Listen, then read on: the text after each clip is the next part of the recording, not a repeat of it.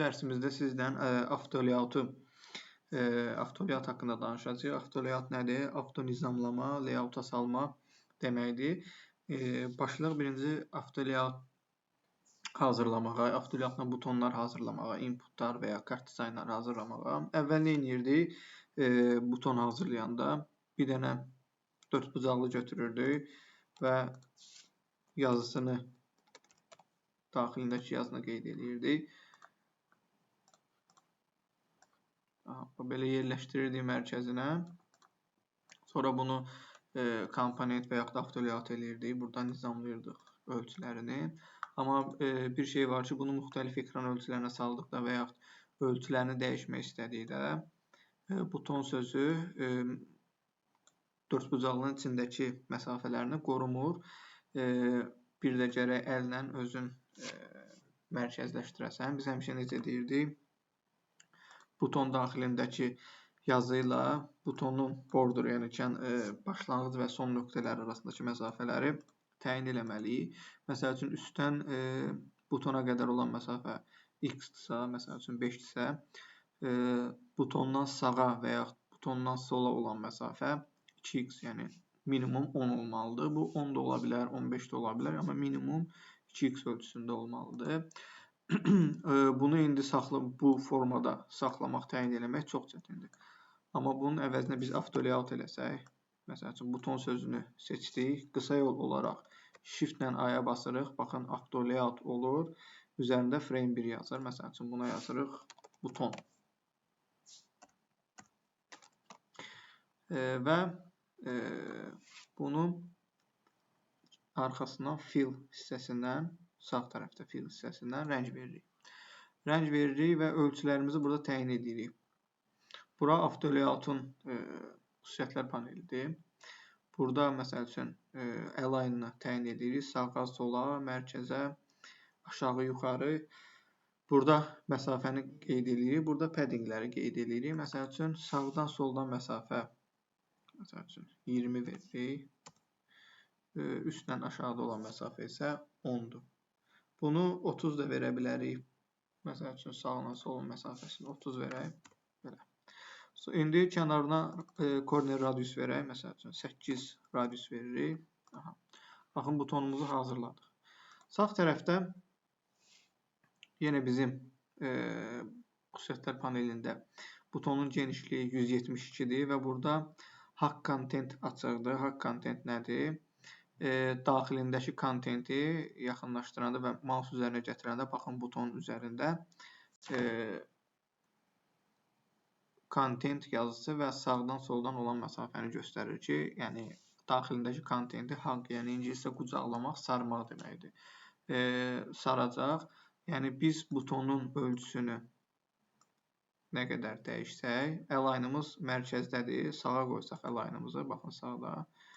Biz nə qədər ki, ölçünü dəyişsək, bunun olduğu yer, sabitlədiyimiz yer eyni qalacaq və sağdan soldan məsafələr, məsələn, 30 vermişik, üstdən də 10 vermişik, burada 10-dur.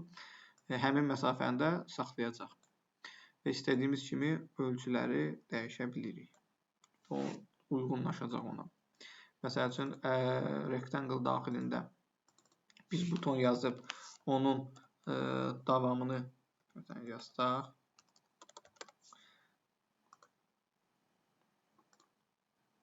biraz da əlavə eləyək, məsəl üçün söz.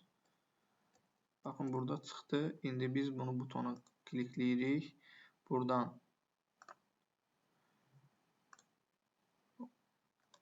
haq content eləyirik. Butonu seçirik. Buradan haq content eləyirik. Fix, yəni sabit n olanda 350, 335 qoymuşuq. Bunun daxilinə yazı yazanda kənara çıxacaq. Eyni ilə o rectangle-dan buton yaratmaq kimi. Amma haq content eləyəndə, yəni deyir ki, daxilindəki kontenti haq, yəni sar çevir elə, əhatə elə. Baxın, biz nə qədər qeyd eləsək, yazımızın sayını, uzunluğunu artırsaq, buton, yəni onun daxilində, həmin yazını öz daxilində saxlayacaq.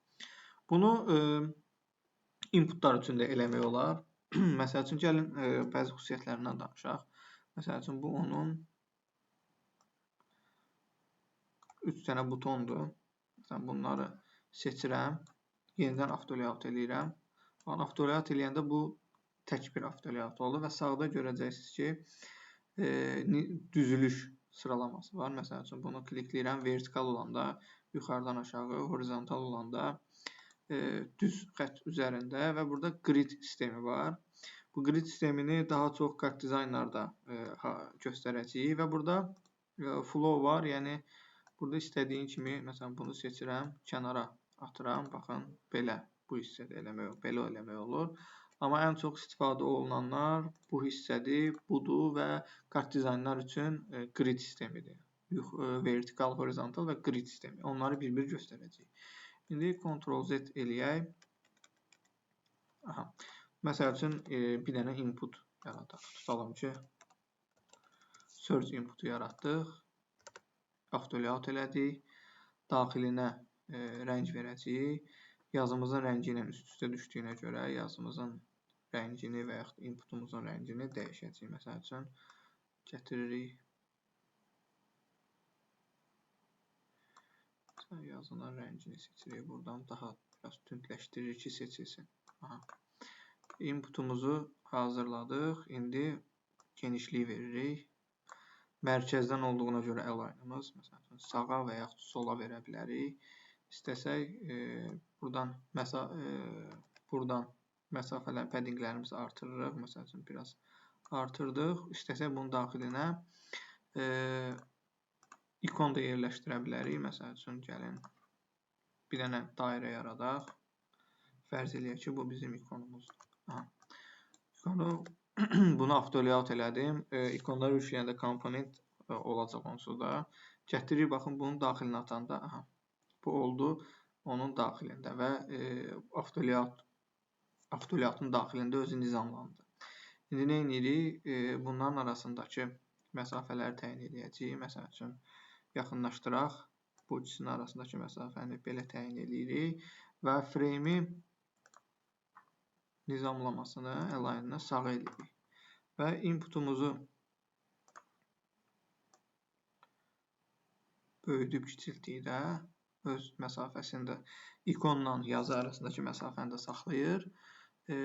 Kənardan verdiyimiz paddingləri də saxlayır. Məsəl üçün, indi bunun kənarına bir dənə də 8 corner radius verək. Baxın, belə. Bunun üçün, məsələn, bunun da adını qoyuruq. Search input.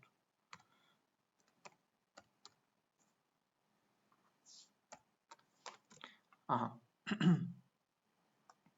İndi gəlin grid sistemi ilə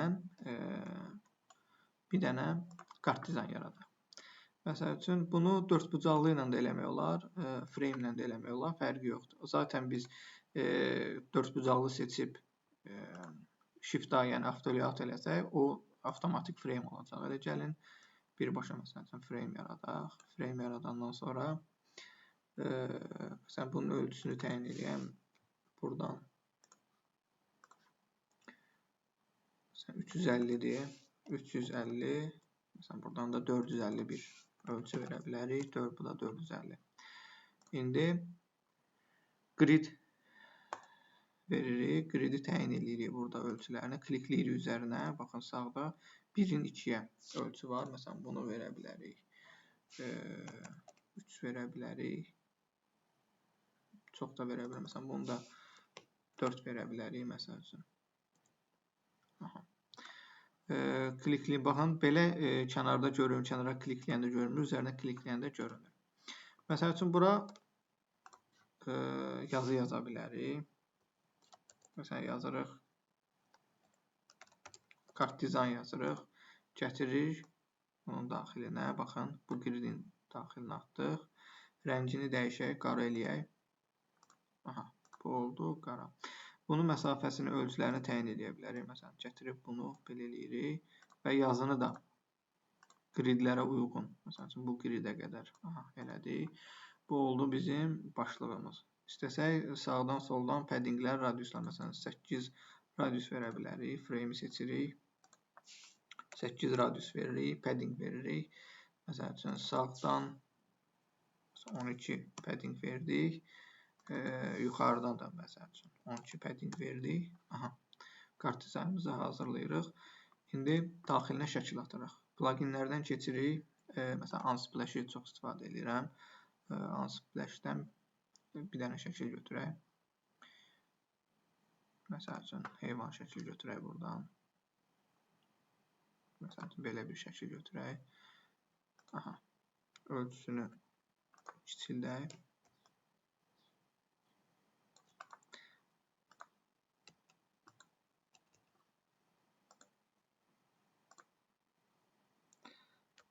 Yaxınlaşdırırıq. Aha, bunu gətiririk. Atacağıq bunun daxilinə. Məsələn, bunun daxilinə atdıq. İstəsək, ölçünü kiçildə bilərik. Belə. Nizamlaya bilərik. Baxın, belə istəsəz yanına bir dənə də şəkil ata bilərsiniz və ya yazı ata bilərsiniz. Buradan böyütdük kart dizaynımızı. Nizamladıq. Aha, belə elədik. Aşağısına biz məsəl üçün input falan əlavə eləyə bilərik. Məsələn, daha doğrusu button əlavə eləyə bilərik. Baxın, elə gəlin bu buttonumuzu ataq bunun içinə. Yerləşdirdik. Bu oldu bizim butonumuz. İndi bunun rəngini dəyişəcəyik. Məsəl üçün eləyək bunun rəngini. Məsələn, qırmızı rəng. Düzdür, qırmızı rəng çox istifadə olunmur. Məsələn, belə bir rəng seçdik və bunun ölçüsünü biz təyin eləyə bilərik. Ki, məsələn, bu qədər ölçüdə olsun. Düzdür, buton ölçüsü üçün çox böyükdür. Məsələn, buradan soldan seçirik sətrimizi, ölçüsünü biraz balacalaşdırırıq. Aha, bu qədər. İstəsək, məsələn, buraya yazarıq ki,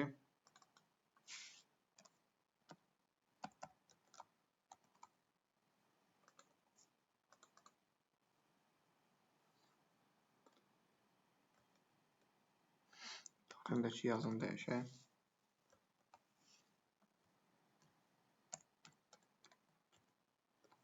Məsələn, bura məlumat yazırıq. Tutalım ki, bu buton, bir dənə də buton əlavə eləmək istəyiriksə yanına gətiririk. Baxın, bu dörd bucaqlığın içinə atdıq, bu gridin içinə. İndi bunun yazısını dəyişmək olar və yaxud bunun içinə ikon atmaq olar. Məsəl üçün, nə edə bilərik? Bir dənə ikon ata bilərik bunun daxilinə.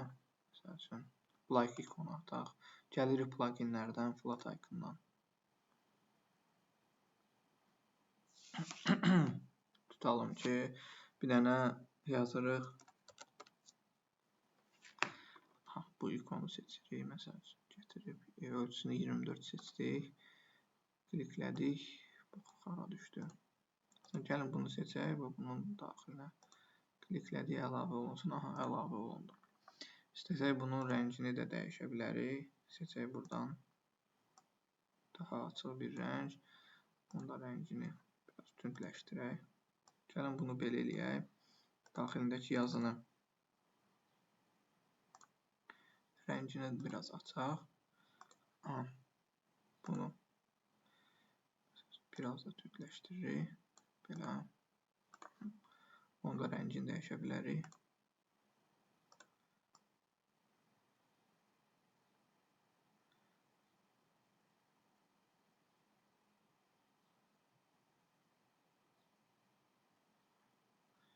İstədiyimiz hər hansı bir rəngi yerləşdirə bilərik. Məsəl üçün, belə qalsın hələ ki. Yuxarıda məsəl üçün, bir dənə də gridimiz var. 4 bucaqlımız. Bunu götürək. Gətirək bunun daxilinə ataq. Bunu da nizamlayaq mərkəzə və yaxud sağa, sola bir yerə.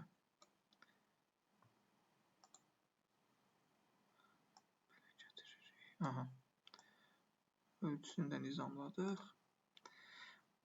Bunu da mərkəzə edirik. Belə.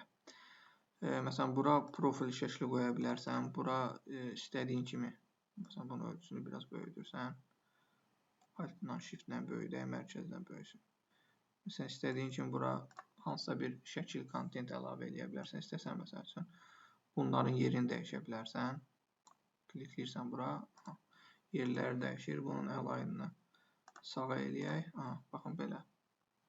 Kart dizaynı hazırlaya bilərik. Sonra məsələn bu kart dizaynı müxtəlif ekran ölçülərinə salanda baxın belə özü avtomatik nizamlanır.